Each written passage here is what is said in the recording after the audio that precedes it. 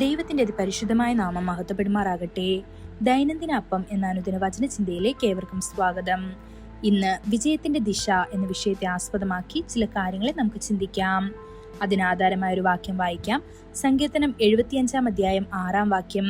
കിഴക്ക് നിന്നോ പടിഞ്ഞാറ് നിന്നോ തെക്ക് നിന്നോ അല്ല ഉന്നതി വരുന്നത്. സങ്കീർത്തന പുസ്തകത്തിൽ 150 സങ്കീർത്തനങ്ങൾ അടങ്ങിയിരിക്കുന്നു.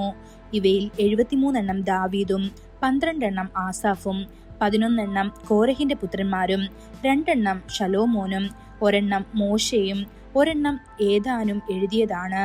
ബാക്കിയുള്ളവ അജ്ഞാതരായ എഴുത്തുകാരാണ്. ഈ സങ്കീർത്തനങ്ങളിലൂടെ ദൈവജനത്തിന്റെ ഹൃദയങ്ങളെ നാം മനസ്സിലാക്കുന്നു.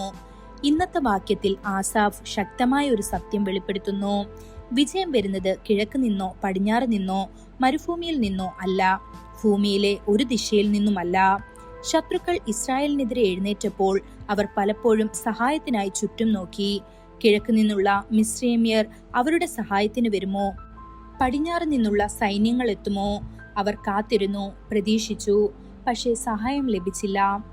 അപ്പോൾ നമ്മൾ എവിടേക്ക് നോക്കണം? ദാവീദ് രാജാവ് ഉത്തരം നൽകുന്നു. ഞാൻ എൻ്റെ കണ്ണ് പർവ്വതങ്ങളിലേക്ക് ഉയർത്തുന്നു, എനിക്ക് സഹായം എവിടെ നിന്ന് വരും? എന്റെ സഹായം ആകാശത്തെയും ഭൂമിയെയും ഉണ്ടാക്കിയ യഹോവയിങ്കൽ നിന്ന് വരുന്നു. ഇത് സങ്കീർത്തനം 121 അധ്യായം 1-2 വാക്യങ്ങളിൽ കാണപ്പെടുന്നു.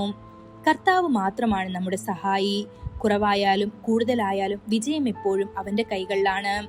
കടൽ തീരത്തെ മണൽ പോലെ എണ്ണമറ്റ മിദ്യാന്യർ ഇസ്രായേൽ മക്കൾക്കെതിരെ വന്നപ്പോൾ ഗിദെയോൻ സഹായത്തിനായി ഒരു ദിശയിലേക്കും നോക്കിയില്ല.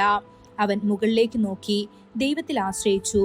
വെറും 300 പുരുഷന്മാരുമായി ദൈവം തന്റെ പക്ഷത്തായിരുന്നപ്പോൾ അവൻ മുഴുവൻ മിദ്യാനി സൈന്യത്തെയും പരാജയപ്പെടുത്തി.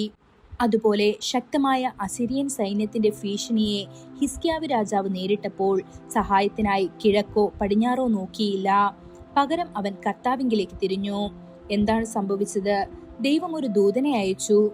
ഒറ്റ രാത്രിയിൽ 1,85,000 അസീറിയൻ പട്ടണക്കാർ കൊല്ലപ്പെട്ടു. ഇത് യെശയ്യാവ് 37 അധ്യായം 36 വാക്യത്തിൽ കാണപ്പെടുന്നു. ദൈവത്തിന്റെ പ്രിയ മക്കളെ, ഇന്ന് നിങ്ങൾ പ്രശ്നങ്ങളാൽ ചുറ്റപ്പെട്ടിരിക്കാം. ആരാണ് എന്നെ വിടുവിക്കുക എന്ന് നിങ്ങൾ ചിന്തിച്ചേക്കാം. ദൈവത്തിന്റെ വാഗ്ദാനം ഇതാണ്: വിജയം മനുഷ്യ ഉറവിടത്തിൽ നിന്ന് വരില്ല, അത് കർത്താവിൽ നിന്ന് മാത്രമാണ്. നിങ്ങളുടെ കണ്ണുകൾ മുകളിലേക്ക് ഉയർത്തുക, നിങ്ങളുടെ സഹായം ഉടൻ വരുന്നു. ഈ വചനങ്ങളാൽ ദൈവം നമ്മെ ഓരോരുത്തരെയും അനുഗ്രഹിക്കുമാറാകട്ടെ. കൂടുതൽ ധ്യാനത്തിനുള്ള വാക്യം 1 കൊരിന്ത്യർ 15 അധ്യായം 57 വാക്യം. നമ്മുടെ കർത്താവായ യേശുക്രിസ്തു മുഖാന്തരം നമുക്ക് വിജയം നൽകുന്ന ദൈവത്തിന് സ്തോത്രം. ഇന്നത്തെ ബൈബിൾ വായന രാവിലെ 2 രാജാക്കന്മാർ 1, 2, 3 അധ്യായങ്ങൾ. വൈകുന്നേരം ലൂക്കോസ് 24 അധ്യായം 1 മുതൽ 35 വരെയുള്ള വാക്യങ്ങൾ. ആമീൻ.